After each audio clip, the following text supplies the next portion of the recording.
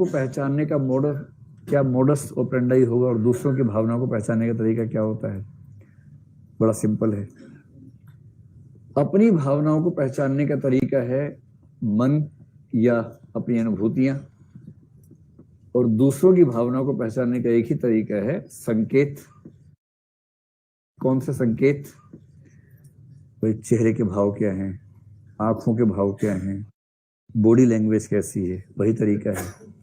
तो मैंने आपसे पहले भी कहा था कि अगर कोई व्यक्ति इतना घाघ है कि उसकी बॉडी पूरी तरह से उसे कंट्रोल में है और वो वही संकेत करेगा कि वही निष्कर्ष आप निकालें जो वो चाहता है कि आप निकालें उसके बारे में। एक फिल्म आई थी, आप देखिएगा कभी अगर मौका मिले। उस फिल्म का नाम मेरे ख्याल से था राइट और रोंग, या राइट या रोंग, ऐसा कुछ नाम था। सनी देओल था उसमें और अजय देवगन भी शायद था। देखिए आप लोगों ने फिल्म? कितने लोगों ने देखी? हाथ खड़ा करें। ठीक है। और एक अभी हाल ही में फिल्म आई थी 376 थी ना शायद, जो जिसका 375 इसका जिक्र क्लास में हुआ था ना। हाँ, दोनों एक ही तरह की फिल्म एक सेंस में है। राइट और रॉन्ग में क्या है? आपको पता है कि हमारे संविधान में एक व्यवस्था है कि हम सेल्फ इनक्रिमिनेशन के लिए किसी व्यक्ति को बाध्य नहीं कर सकते।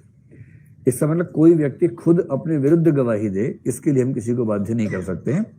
मेरे ख्याल से आर्टिकल 23 में ये बात, वही है ना, 20 क्लॉज 3 में ये बात लिखी है।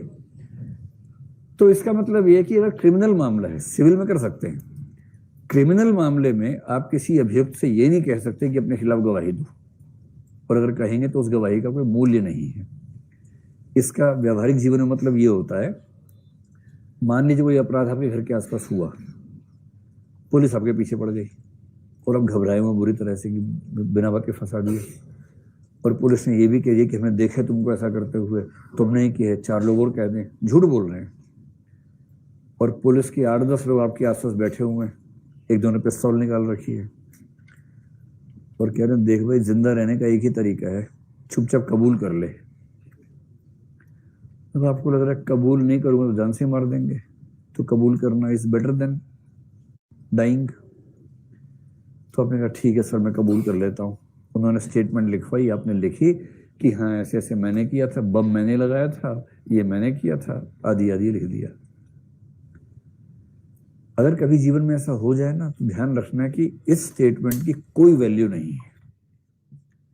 पुलिस वाला कहे कि बोल तू नहीं किया था, जोर से बोलना, बोला माइक लाओ पहले, ऐसे नहीं बोलूंगा, माइक पे बोलूंगा मैं, तो माइक पे बोलना, अपराध मैंने किया है, मैंने गोली चलाई थी, ऐसे करना। इसकी कोई वैल्यू नहीं है, क्योंकि सेल्फ इंक्रिमिनेशन मीनिंगलेस है। और कानून कहता है साफ साफ कि जब तक जज के सामने अभियुक्त ऐसा नहीं बोलेगा, उसकी आत्म स्वीकारोक्ति की कोई वैल्यू नहीं है। तो ये इसीलिए है कि 1000 अपराधी भले छूट जाएं, एक भी निर्दोष को सजा ना मिल जाए, और हमारा सिद्धांत पहले वाक्य को ठीक से पूरा करता है। सेकंड तो हो ही जाता है, लेकिन पहले वाले को ठीक से पूरा करता है। 1000 छूट ही जाते हैं और एक तो खैर नहीं मिलती सजा आमतौर पे, ये होता है। तो सेल्फ इंक्रिमिनेशन वाली जो बात है ना, उससे अगर आप इस चीज का लिंक समझना चाहें कि इस फिल्म में क्या हुआ। कुछ लोग आजकल कहते हैं, सुप्रीम कोर्ट के पास सुझाव आया कि भाई किसी ने अपराध किया या नहीं, इस पर सरकार इतना खर्चा क्यों करती है। सिंपल है, एक लाई डिटेक्शन टेस्ट होता है, उससे चेक कर लो, क्या दिक्कत है।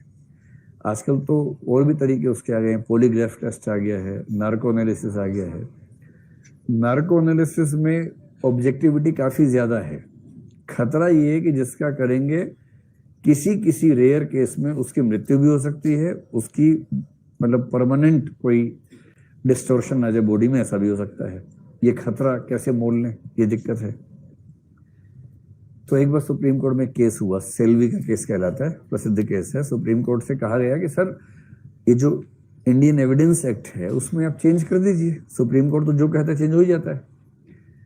अगर लाई डिटेक्शन को, नार्को एनालिसिस को हम मान लें कि अपराध शास्त्र में मान्य तरीके हैं, तो हर अपराधी फंसेगा, एक भी निर्दोष नहीं फंसेगा। कितना सिंपल है।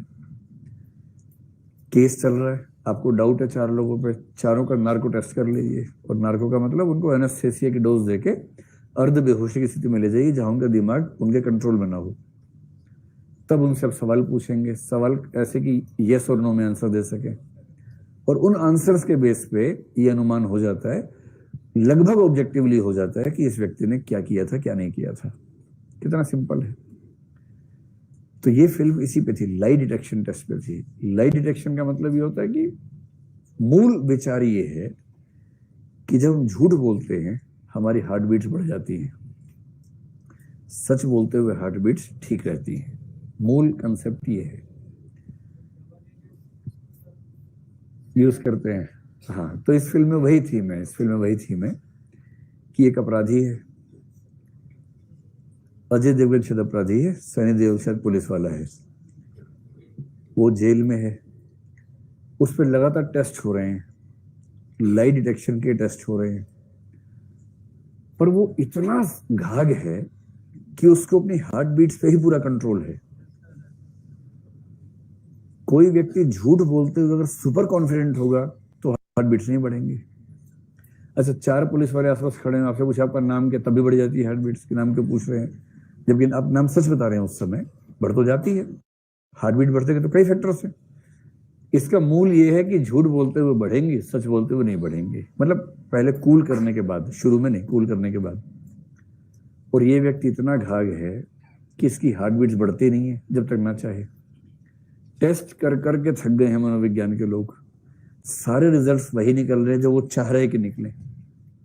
उसका जेल में व्यवहार एकदम वैसा है जैसा होना चाहिए, क्योंकि इसको मनोविज्ञान के सारे सिद्धांत पता है कि कौन सा व्यवहार करूंगा तो मनोविज्ञान के लोग क्या निष्कर्ष निकालेंगे मेरे बारे में।